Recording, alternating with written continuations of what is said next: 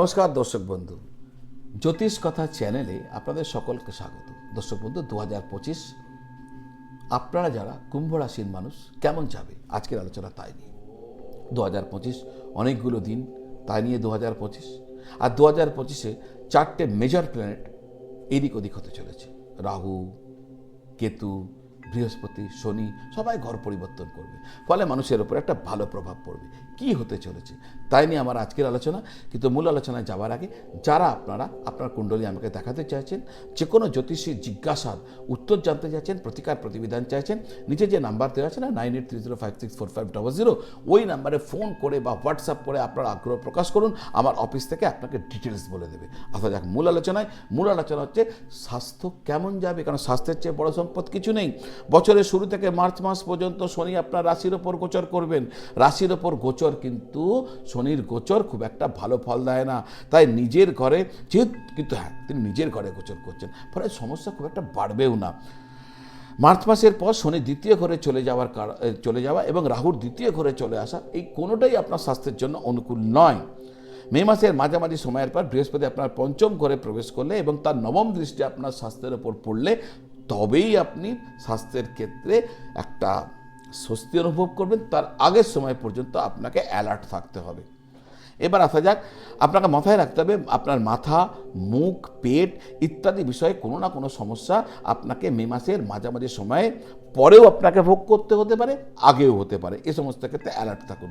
পড়াশোনা, যারা বৃত্তিমূলক বিষয় নিয়ে পড়াশোনা করছেন বা বাড়ি থেকে দূরে গিয়ে পড়াশোনা করছেন, বিদেশে গিয়ে পড়াশোনা করছেন, 2025 তাদের জন্য ভালো হতে চলেছে। 2025-এর মে মাসের পরের সময় সব ধরনের ছাত্রছাত্রীদের জন্যই কিন্তু অনুকূল হতে চলেছে। তবে হ্যাঁ, স্বাস্থ্য ভালো রাখতে হবে। স্বাস্থ্য ভালো রাখলে যদি পারেন তাহলে পড়াশোনাতে কোনো প্রবলেম হবে না। কেরিয়ার, চাকরির ক্ষেত্রে আপনাকে একটু বেশি পরিশ্রম করতে হবে, সহকর্মীদের সাথে ভালো ব্যবহার রাখতে হবে, নাহলে সমস্যা বাড়বে। আপনার ঊর্ধ্বতন কর্তৃপক্ষের সাথে আপনাকে ভালো ব্যবহার এবং যোগাযোগ বজায় রাখতে হবে। যারা চাকরি পরিবর্তনের কথা ভাবছিলেন, 2025 সালে চাকরি পরিবর্তনের কথা ভাবতে পারেন। ব্যবসায়ীদের ক্ষেত্রে 2025 সাল গত বছরের তুলনায় ভালো হতে চলেছে।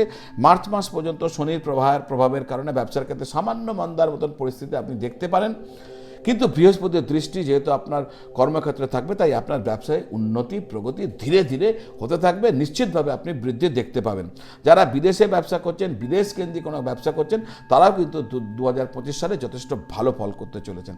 আর্থিক স্থিতি, লাভের দিক থেকে বছরের প্রথম অংশ অ্যাভারেজ হলেও বছরের দ্বিতীয় অংশটি খুব ভালো হতে পারে।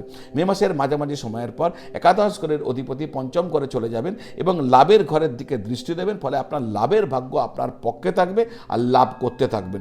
সঞ্চয়ের দিক থেকে এবছর কিছুটা দুর্বল হতে পারে, কারণ মাসের শুরু থেকে মে মাস পর্যন্ত সেভিংসের ঘরে রাহুর প্রভাব থাকবে, সেই সঙ্গে মার্চ মাস থেকে ওই ঘরে শনির প্রভাব এসে পড়বে। মানে টাকা পয়সা জমানো কিন্তু আপনার জন্য খুব মুশকিল হয়ে উঠবে। এক কথায় টাকা আপনি উপার্জন করবেন, কিন্তু টাকা ধরে রাখা আপনার জন্য প্রবলেম হয়ে উঠবে।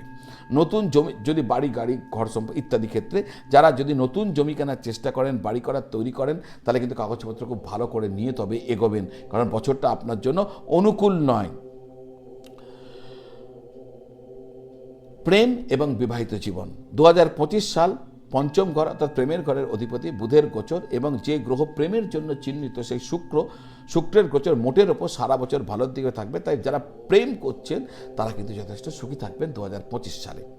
মে মাসের পরে রাহু যখন আপনার প্রথম ঘরে আসবে আর তার দৃষ্টি পড়বে আপনার প্রেমের ঘরে, তখন যদি কোনো ভুল বোঝাবুঝি বা অসন্তোষ ইত্যাদি কিছু ছিল, সেক্ষেত্রে কিন্তু আপনাকে সাবধান হতে হবে আরও বেশি করে মে মাসের পরে, কারণ রাহুর যে দৃষ্টি না পঞ্চম ঘরে গিয়ে পড়া, এটা কিন্তু কোনো মতেই ভালো হবে না আপনার জন্য, অসন্তোষ বাড়তে পারে।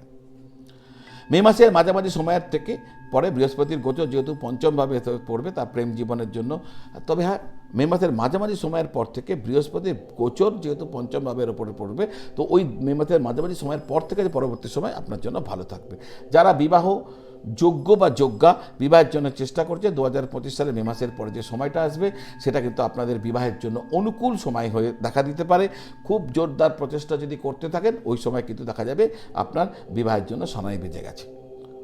2025 সালে বিবাহ হবার ক্ষেত্রে, 2025 সালটি বিবাহ হওয়ার ক্ষেত্রে আপনাকে যেমন সাহায্য করবে, ঠিক তেমনি আপনার দাম্পত্য জীবনের মধুরতা, মাধুর্যতা বজায় রাখতেও সাহায্য করবে। তো দর্শক বন্ধু, আজ এই পর্যন্ত। আমার একটি অনুরোধ, যদি চ্যানেলটি এখনো পর্যন্ত সাবস্ক্রাইব আপনি করেননি, তাহলে অনুগ্রহ করে চ্যানেলটি সাবস্ক্রাইব করে বেল আইকন প্রেস করে আমাকে একটু সাপোর্ট করবেন। আপনারা সকলে ভালো থাকুন, সকলকে ভালো রাখুন। নমঃ শিবায়।